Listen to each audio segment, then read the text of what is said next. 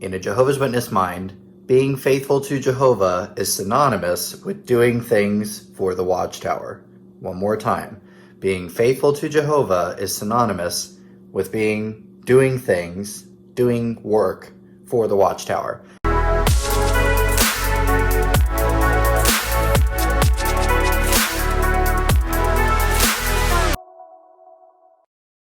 Okay, welcome back to the channel, guys. I am excited because I'm going to be getting started into a new series where I'm jumping onto jw.org and I am watching some of the indoctrination videos, or I should say the drama videos that they put out. I'm super excited about this. I've watched a couple ahead of time just to see what I'm getting myself into. I can promise you a few things. I can promise you some not so great acting, some very cringe moments, and most importantly, some blatant indoctrination. And I just would love to watch it and point those things out. I really need your help, guys, with the naming of this series. I was kind of thinking of, instead of documentaries, like Indocumentaries Part 1 or something. I don't know. Help me out in the comment section below. It needs to be clever, and I will take it under consideration, and that may become the titles of these videos when we go through and watch them. So instead of grabbing tea, grab some popcorn, guys. We're very excited to go ahead and get into this, so let's jump right in. Okay, so here's how we do this. First, you jump onto jw.org, then you hit the search button. I'm going to record this so you guys can see it as I do it. So we're going to go ahead and type in sports. I've already done this ahead of time, so I know what I'm looking for. Now, once this pulls up, excuse me, we're going to go over and we're going to click on the, obviously you can see there's a lot of articles here. Young people ask, what should I know about sports? Young people ask book. Okay, instead of looking at everything, articles, videos, all that stuff, I just want the videos. So I'm going to click on videos. I'm going to scroll down because the one that I wanted to watch with you guys is this one. Where'd it go? Oh, right here. It's 5 minutes, 4 seconds. It's going to be a little bit longer today because we're going to be critiquing it. And this is called This Is My Assignment. So we're going to go ahead and click on that. And it's going to bring us to the video. And we're going to go ahead and launch right into this. So my format is, sometimes you're going to see a little box here with the video playing. Other times I'm going to have it up full screen. I will do a mixture of both, and I'll be pausing intermittently too, just so that my video still falls, still falls under the fair use agreement, so that my video is not flagged or taken down or anything like that. Okay, let's go ahead and hop right in. Right now I'm serving in the Central America branch, and I have the opportunity to work with extraordinary brothers and sisters, both here and in other parts of the world. My name is Rogelio. I'm part of the art department, and I'm a digital illustrator. Music really means the world to me. I am Joyce. I'm a pioneer, and I sing alto in the Bethel chorus. Hi, Joyce. My name is Liu Len, and I serve as a regular pioneer in a congregation where there's a need. I love doing that. My life is wonderful. Seeing people's faces light up when you teach them God's name, or when you tell them of Jehovah's promises for us, fills me with great joy. My name is Josué Martel. I serve as a regular pioneer and as an elder in the congregation. Ever since I was little, I've always loved playing soccer, and that was my biggest...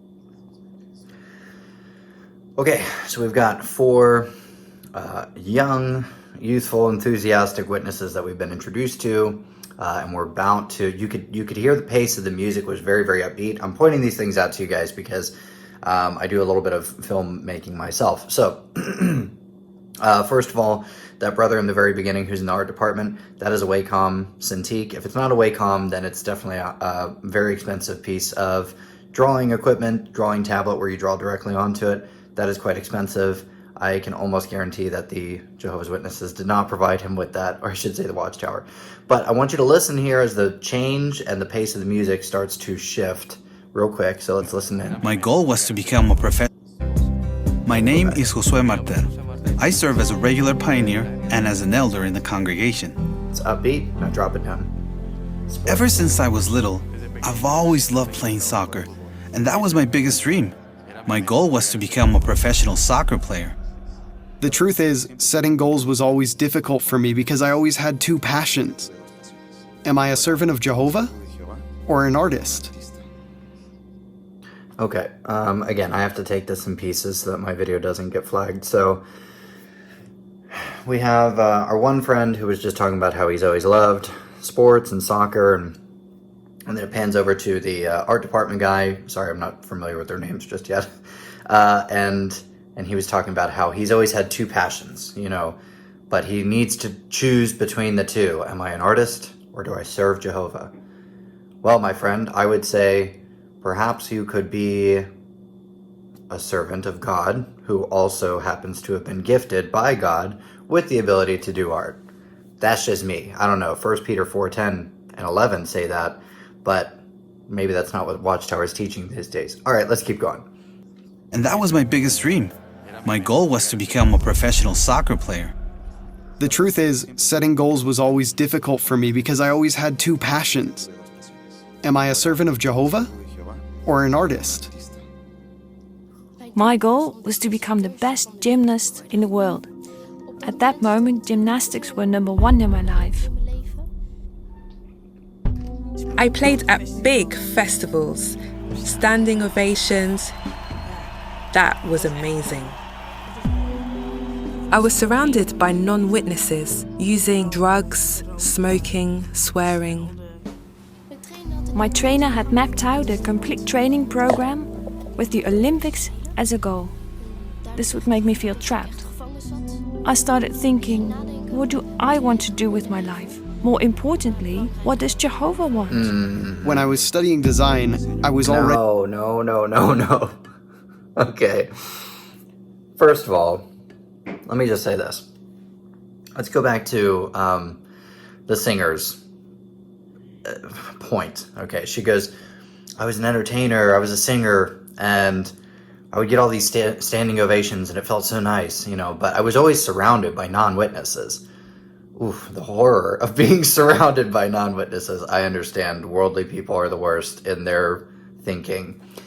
Listen, I am a professional dancer. Me and my wife, we're dance partners, and we have been all over the world. And we have toured with bands, and we've been a part of different productions, and we've been surrounded by, you know, fellow believers, but we've also been surrounded by non-believers. And it is not always a drug smoke fest where people are just, you know, getting high and doing the sex. It's not. It's the way that the Watchtower depicts the world is just in the absolute worst lens, and that's just not reality. This whole like stay in here, it's safe in here, and it's everything outside of us is bad, is really not true. But again, it's just a scare tactic that they use. All right, we're going to continue on. Oh, I lied. One more point. All right, let's talk about the girl in the Olympics. She said that my coach laid out an entire plan for me, and he had the Olympics in mind, and it made me feel trapped. And she's like, for one reason alone, what did I want to do with my life? And what did Jehovah want me to do with my life? First of all, that I can almost guarantee you that was not her thinking. If she was good at gymnastics and her coach had the Olympics in mind, then she was probably all for getting ready for the Olympics or whatever, right?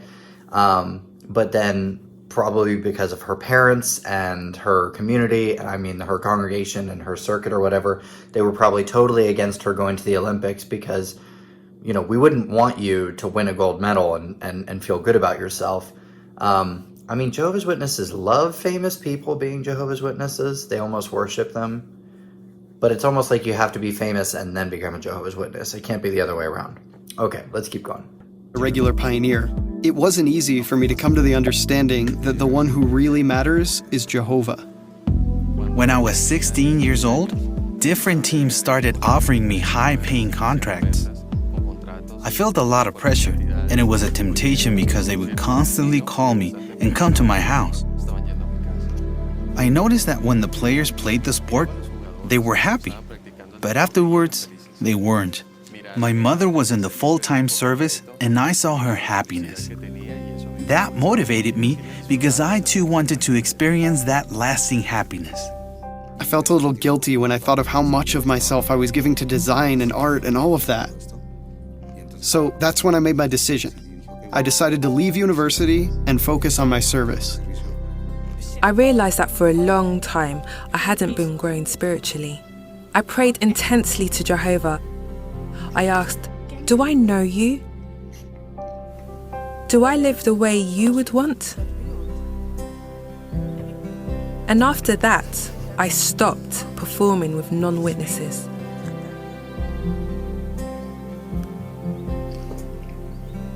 I prayed to Jehovah. And then, at the convention, we received a DVD young people ask, what will I do with my life?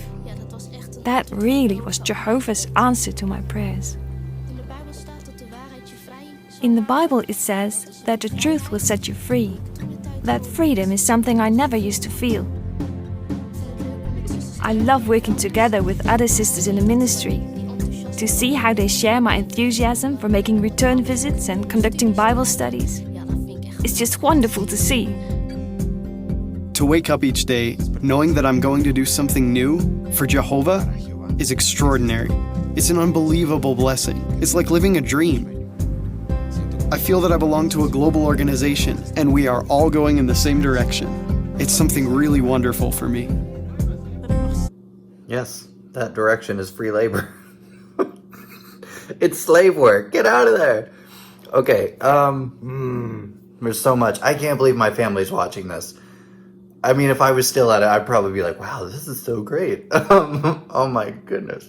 Okay, let's talk. First of all, anytime you hear in a Jehovah's Witness mind, being faithful to Jehovah is synonymous with doing things for the Watchtower. One more time. Being faithful to Jehovah is synonymous with doing things, doing work for the Watchtower. If you're going out in service, if you're pioneering, if you're giving them your free art degree skills on a device that you paid thousands of dollars for, and now you're giving them, hundreds if not thousands of dollars worth of free labor for their art department. If you are now singing in their choir for free, if you are going out in service for free, I mean, it's all just free labor for the organization. But what they believe is they actually believe that growing spiritually is doing things, doing stuff for the organization. Oh man, I'm so happy with all the free time I have now. Okay, let's keep going. Sing for Jehovah is the most beautiful privilege I could ever imagine. One of the biggest blessings is that I have a real friendship with Jehovah. Friendship with my brothers and sisters, young or old, it doesn't matter. I am really happy that when Jehovah looks at me, I feel his approval. That makes me happy. My trust in Jehovah has grown stronger. The way I communicate with him continues to improve. And I also love my assignment of being a regular pioneer, an elder, and to be able to support the brothers and sisters. To continue to be among Jehovah's people, that's the joy I was looking for, and I found it.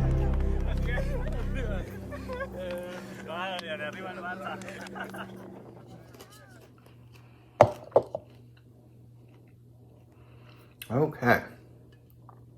Thank you, jw.org.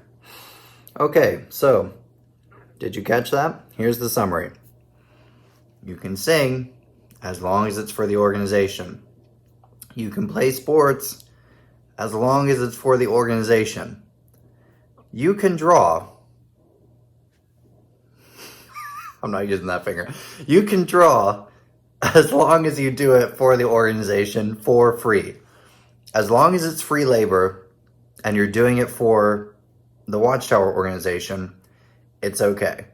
If you're getting paid for it, that's a temptation and you cannot go down that path, or you are going to become spiritually weak and you will be devoured by Satan the devil, because he's roving about like a roaring lion. Listen, I'm not downplaying that scripture. I am downplaying the absolute demonizing of the lost people in the world. I understand you call them worldly, but they are just people who do not have faith. It doesn't mean that they're bad people. Now, let's pause here a moment just for some clarification. Just to be fair, I do believe Jesus when he says, "Why do you call me good? There are none good but God," illustrating that there are no good people. We have all fallen short of the glory of God. We've all sinned.